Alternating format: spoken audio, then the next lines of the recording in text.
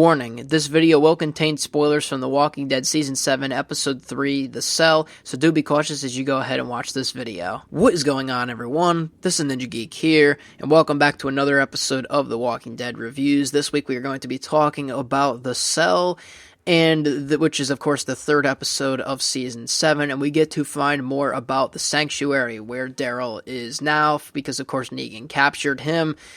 Because Daryl is now Negan's property. He is Negan himself, and he's trying to basically make Daryl believe that he is Negan throughout the entirety of the episode. But anyways, let's start off at the beginning. And of course, in this episode, we do find out a little bit more about Dwight's past with Negan and the future for potentially what could happen in the future with Daryl and as a whole. So we start off with the sort of the past of Dwight becoming a part of the Saviors and getting more into everything, how the learning process is there. And it starts off with some really fast jump cuts of, like, him making a specific sandwich from the different vegetables and fruits and etc. that are around. And it kind of jump cuts between that and going fast and slow, and then jump cutting between different people that are in the sanctuary itself. And overall, I get that this was a time mechanic to show how time has passed by so fast and to kind of give us a brief explanation. But I personally didn't really enjoy it just because it kept, in some scenes, it kept repeating shots, and I was just confused as to why that was. It had the jump cuts in there, but sometimes it would just repeat the shot several times, and the music wasn't that bad. Of course, it was the music that we get to find out later with Daryl and going insane in the cell, but as far as the jump cuts go, I just was not a huge fan of the beginning of this episode, but again, that is my own opinion. Then, of course, we see Dwight now making a dog food sandwich for Daryl, and he's been doing it now. He keeps doing it, of course, every time Daryl needs to eat, because, of course, at least they're feeding him, right? They could have just put him in there and let him starve and whatnot. And besides, dog food is probably the best option that Daryl even has. I mean, it's not like he can really do anything else. I mean, of course, the people that are in the sanctuary have better food, but out on the road, if Daryl was by himself, I mean, he'd probably have nothing. So, think of it like that. They're at least feeding him. It's not like they're not doing anything at all.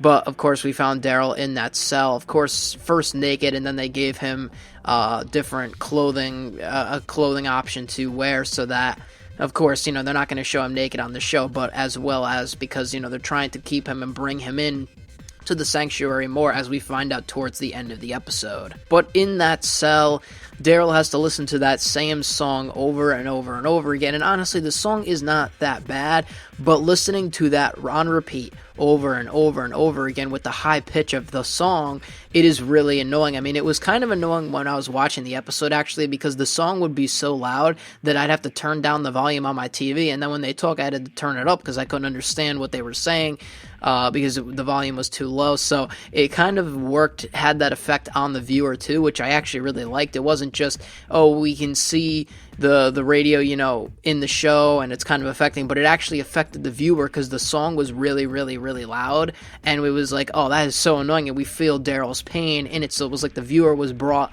into the episode itself, and I really did like that. He is going apeshit. At this point, we get to see that Negan and Dwight have some past history with each other. We don't really find out specifically how Dwight met Negan for the absolute first time, but we know that he's has become a part of the Sanctuary of the Saviors and a part of Negan.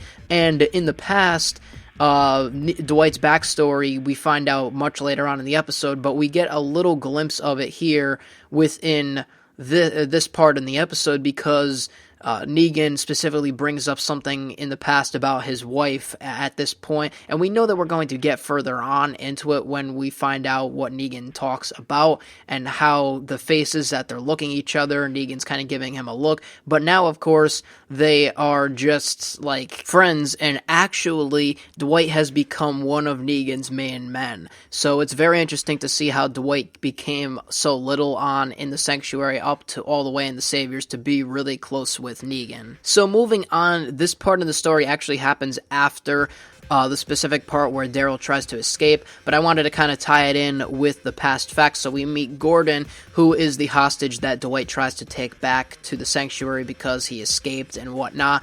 And Gordon doesn't want to go back. He would rather die until Dwight says that he would make everyone eat shit sandwiches for the rest of their lives and go out on the wall. And Gordon doesn't want that to happen, but he ends up being killed anyways. But it's interesting because Gordon doesn't want to go back. He would rather be killed than to go back there to the sanctuary with Negan and live under his rules, because he knows how corrupt the system is and how brainwashed Negan is towards everyone else. So since we know that Dwight ends up going on a run, of course, and finding Gordon, and the whole story that we just ended up talking about where he takes him hostage, and he tries to at least, and it doesn't end up working, Daryl is left with somebody else who does not lock the door after he's done giving him his sandwich, and Daryl ends up making an escape. Now, whether that was intentional for the Saviors to not lock the door so that they can teach Daryl a lesson if he tries to escape, we don't know, but of course, we knew that something was going to happen when Daryl does escape.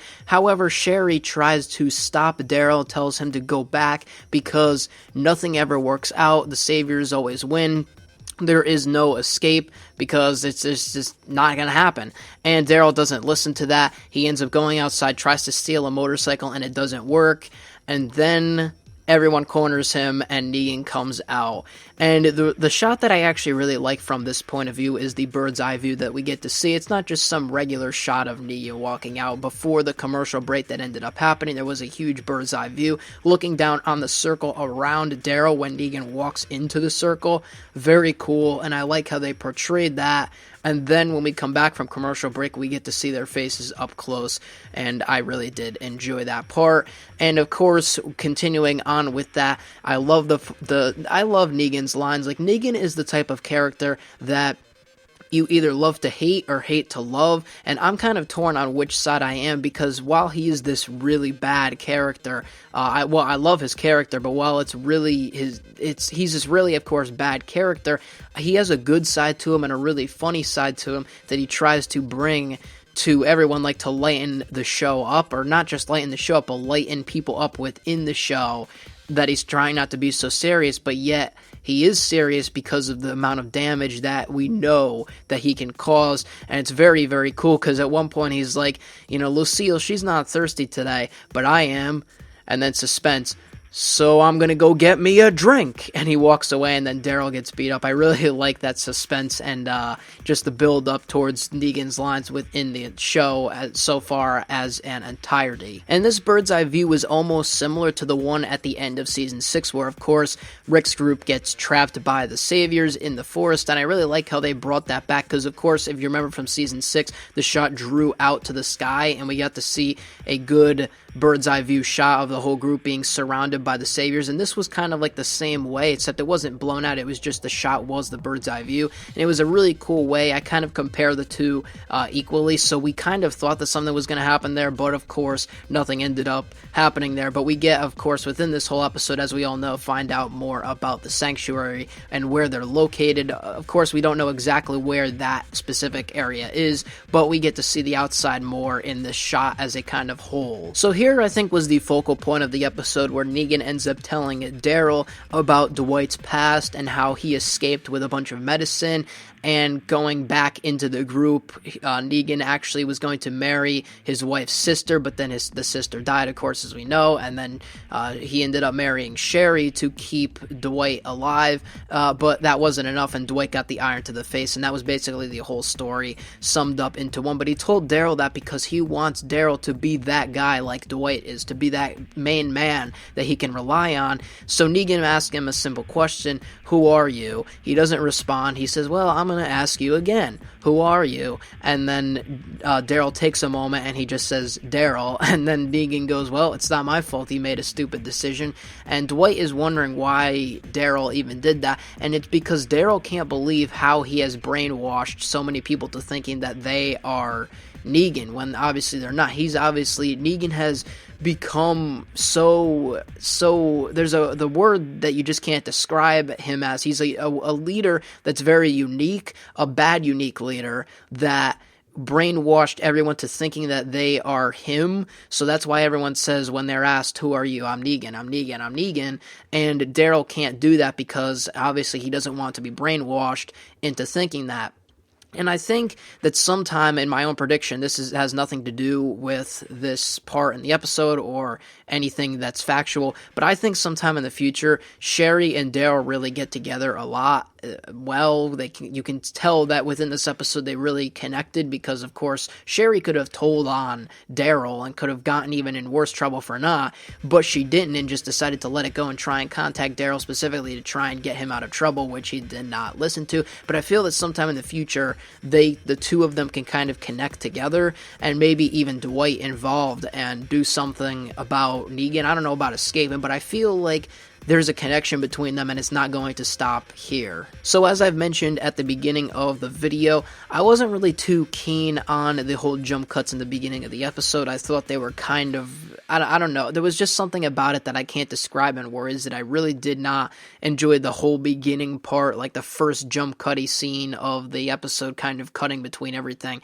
But towards the end of the episode, of course in the beginning we got that shot of the walker chain, the wall, and the fence, and at the end we get the same shot except with Gordon added in, who Dwight ended up killing, so I really like how they kept that the same. But I did like the episode getting on towards the end. Of course, pretty much ever since we see Dwight go out and try and look, and then we see Daryl escaping, that part of the episode got really intense, and from there on I think it was a good episode. But the whole beginning part, it wasn't the absolute best, it wasn't the worst, but it wasn't that good to me specifically. So in next week's preview, we see Michonne go for the fireplace to grab a weapon and then walk out, put it in a bag and walk out of the house, and Rick is just staring at her with Michonne not knowing. So of course next week we are going to find out more about how Rick's group is recovering from the Negan kill aftermath, or kills aftermath I should say, but we don't know exactly what that scene could mean going on. Maybe she's getting guns ready to give to Negan